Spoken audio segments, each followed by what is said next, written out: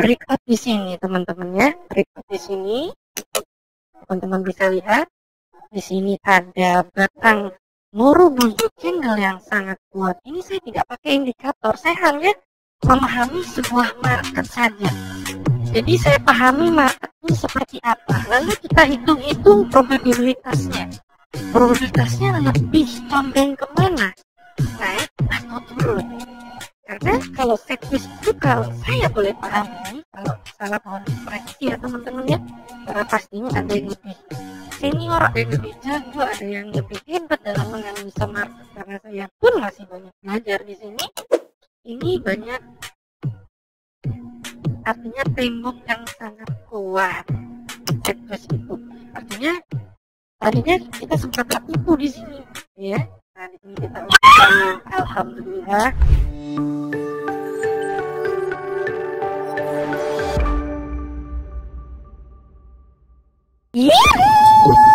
Hai hai hai. Apa kabar semuanya? Ini saya training lagi ya di Broker PT, sudah lama banget. Jadi ini adalah akun baru saya. Dimana akun yang lama itu saya diblokir. Saya nggak tahu, tapi untungnya sudah saya tarik. Saya konfirmasi ke bagian CS-nya, tidak ada jawaban, udah lama. Terus udah berapa bulan ya? Lebih 8 sampai dengan 9 bulan ya. Nah ini saya memang training lagi untuk diri saya pribadi, ya mudah-mudahan juga bisa bermanfaat untuk teman-teman semuanya. Tapi saya tidak mengajak ya pada teman-teman. Ini untuk saya ya, saya berbagi. Mendingan jangan deh, ya kan? Kalau takut rugi mendingan jangan, mendingan yang lain saja, jangan trading. Karena ya itu tadi, trading itu cuma dua pilihan. Kalau nggak untung ya boncos, ya kan? Bisa yang lain juga kalau nggak untung ya boncos. Ya tergantung lah dari teman-teman, karena saya juga nggak tahu ya pemikiran teman-teman. Tapi saran saya janganlah trading, ya. Jangan trading, cukup untuk saya pribadi dan ini untuk teman-teman lihat aja sebagai hiburan saja begitu ya. Oke ya teman-teman ya. Jadi memang ini adalah saya belum trading sama sekali. Jadi ini akun masih baru banget ya. Akunnya masih baru banget dan sudah tidak ada bank lokal. Sudah tidak ada bank lokal dan saya depositnya menggunakan USD Tether ya. Pakai USD Tether karena dia hampir sama dengan apa namanya, dengan dolar gitu ya. Jadi mengikuti kurs dolar. Cuman katanya nantinya akan ada bank lokal, tapi saya nggak tahu lah. Karena memang apapun mau pakai bank lokal atau mau menggunakan kripto sama saja sih. Ya, ya saya saran saya ya teman-teman jangan ikut-ikut lah, udahlah. Jangan ikut-ikut, buat saya saja gitu ya. Oke, jadi saya lupa juga nih ya. Tapi namanya saya sudah biasa, saya juga pernah rugi ya. Kalau untung-untung terus itu sudah jadi dewa gitu ya. Saya juga pernah rugi teman-teman, saya juga pernah rugi dan malah sering rugi juga begitu ya. Makanya jangan ikut-ikutan karena ini bisa rugi. Kalau nggak mau rugi, coba saja di akun demo ya kan. Di akun demo bisa tuh, di akun demo ya. Oke, di sini ada mata uang ya, 92% tapi OTC market. Coba kita buka Australia. Jadi kita lihat dulu deh struktur marketnya seperti apa, baru kita bisa menentukan pilihan untuk naik atau turun begitu ya. Saya menggunakan time frame 1 menit. Memang time frame 1 menit itu cukup riskan karena apa ya, TF-nya tuh pendek sekali gitu ya. Tetapi ya cepat gitu ya, cepat untung ya cepat boncos begitu. Jadi tergantung stylenya Kalau saya memang senang yang 1 menit, ada juga ada malah saya lebih senang juga yang 30 detik begitu ya. Cuman saya mungkin untuk saat ini saya pakai yang 1 menit. Kita lihat dulu struktur marketnya ya teman-teman ya. Jadi ini hanya untuk konsumsi saya pribadi, bukan saya tidak mengajak teman-teman ya, tidak mengajak ya. Ingat, tidak mengajak untuk saya pribadi begitu ya. Jadi kita lihat dulu marketnya seperti apa. Untuk di Australia, kita lihat dulu. Sebelumnya kita harus gambar dulu ya. Kita gambar dulu deh. Kita buat kotak dulu di sini supaya kita bisa tahu dari sinilah untuk Australia USD. Untuk Australia USD, lalu kita lihat mana supportnya, mana resistennya, begitu ya. Kita buat dulu garisnya seperti ini adalah sebagai resistennya ya. Betul ya? Ini resistennya, ini juga resisten. Lalu mana nih supportnya di sini? Ini support ya, tuh ya. Nah kalau kita lihat di sini, ini sideways ya. Di sini sideways kita buat dulu kotaknya di sini sebenarnya ya. Ini sideways ya. Di saat dia sudah kita patokan dari sini deh. Di sini kan posisi naik ya, naik. Lalu di sini turun. Lalu dia mantul ke atas ya, mantul ke atas. Nah di sini ya, di mana ini adalah sebagai resist tadi, dia tertembus, artinya bisa dibilang itu breakout ke atas, betul ya, breakout ke atas. Lalu dia membentuk resisten yang kedua.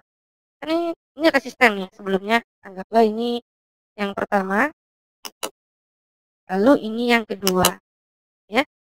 Lalu dia ini adalah supportnya. Jadi kita membaca dulu ini adalah supportnya ya. Kita buat di sini adalah support yang pertama. Betul ya? Lalu dia turun dari sini. Dia tembus di sini, lalu dia turun ke sini. Mantul di support yang pertama. Lalu dia mulai sideways atau boleh bilang naik dan turun begitu ya. Agak di sini sedikit dia keluar sedikit tetapi akhirnya ditarik lagi ke atas, di mana bisa dibilang ini adalah tipuan breakdown ya, tipuan breakdown. Ternyata ditarik ke atas, dia mantul lagi ke atas ya. Kita analisa dulu ya. Nah begitu ya, di sinilah kita nah di sini, lalu dia turun ke sini.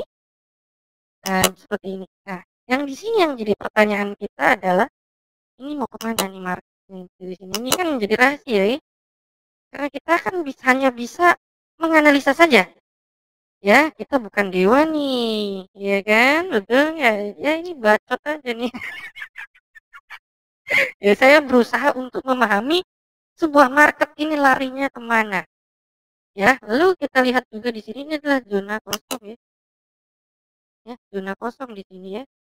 Dia akan menuju di resisten berikutnya, yaitu resisten 1 di sini atau sampai ketemu ke resisten 2 ya. Di sini adalah sideways ya.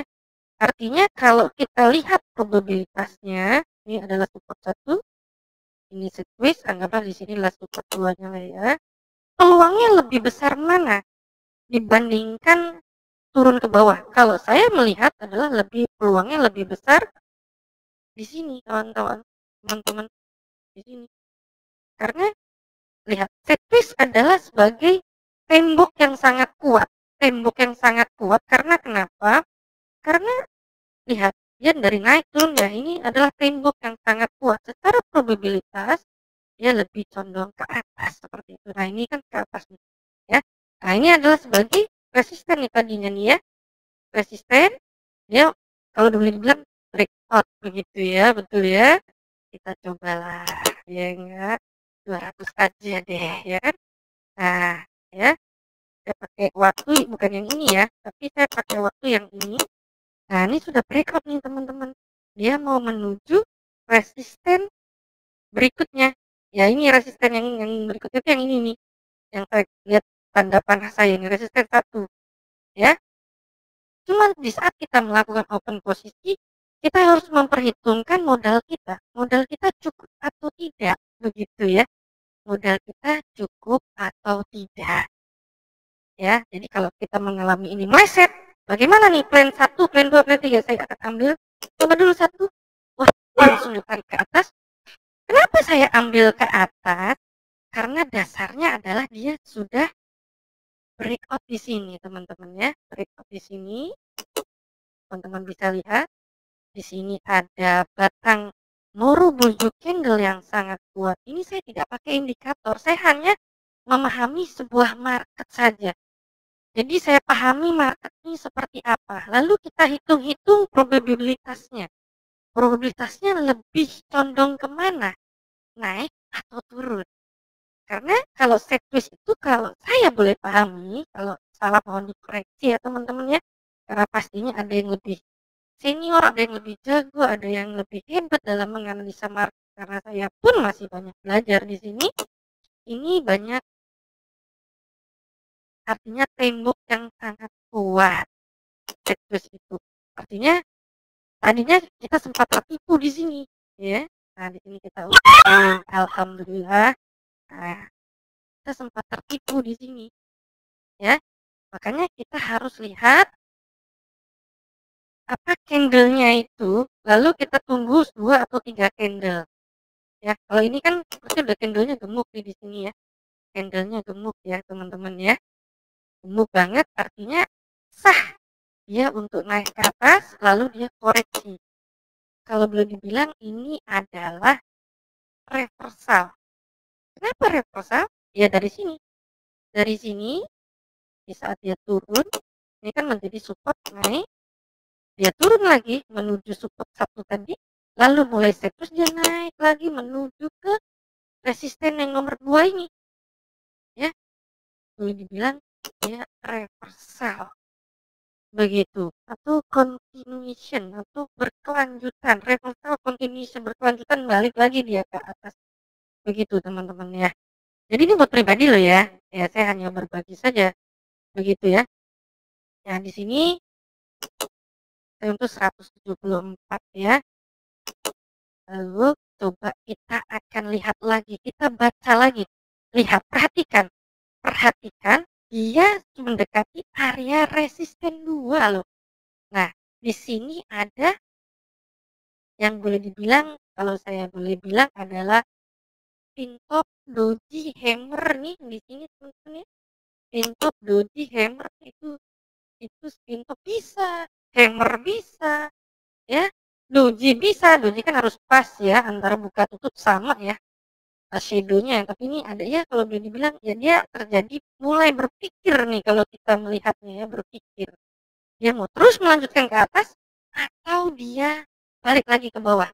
Nah, dia naik sini. Kita lihat dulu ya, teman-teman. Lihat di sini, lihat ada shadow. Di sini juga ada shadow, dia menuju resist 2. Kita lihat perkembangannya di sini. Di sini adalah resist 1, resist 2 dia turun. Nah, ini ada kemungkinan dia akan turun, teman-teman. Dia akan membentuk koreksi dulu, teman-teman. Karena di sini ada shadow-nya ya. Saya akan ambil dulu 200 ke bawah. 200 ke bawah. Nah, tapi bila mana dia naik, kita lihat contoh yang sebelumnya. Di saat ini kita lihat contohnya ya. Contohnya ini kan dia tertembus. Di saat sudah tertembus, lalu dia turun, maka kalau kita lihat dia harus tertembus dulu nih. Tertembus baru saya akan condong ambil koreksiannya.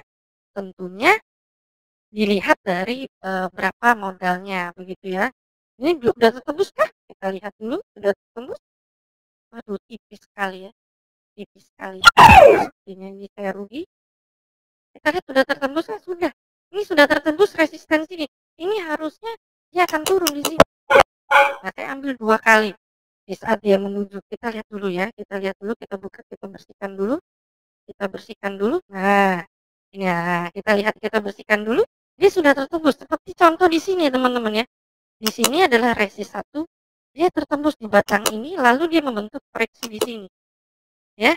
Artinya ini kan sudah tertembus di resist 2 nih. Ini kan resist 2 nih. Resist 2 ya. Ini resist 1 ya. resist 1 ya. Nah, ini kan dia menuju resist berikutnya, resist 2 ini kan. Ya kan ini udah tembus kan, ini kan batasnya di sini ya. Batasnya di sini ya. Nah, batasnya di situ ya, paham? Paham ya teman-teman ya? Dia membentuk seperti ini contohnya ya, kecenderungannya yang berulang ya. Harusnya saya profit di sini. Nah, seperti itu. Maka di sini saya tetap tidak ambil ke atas meskipun dia sudah breakout ke atas. Dia sudah breakout ke atas, tapi kenapa?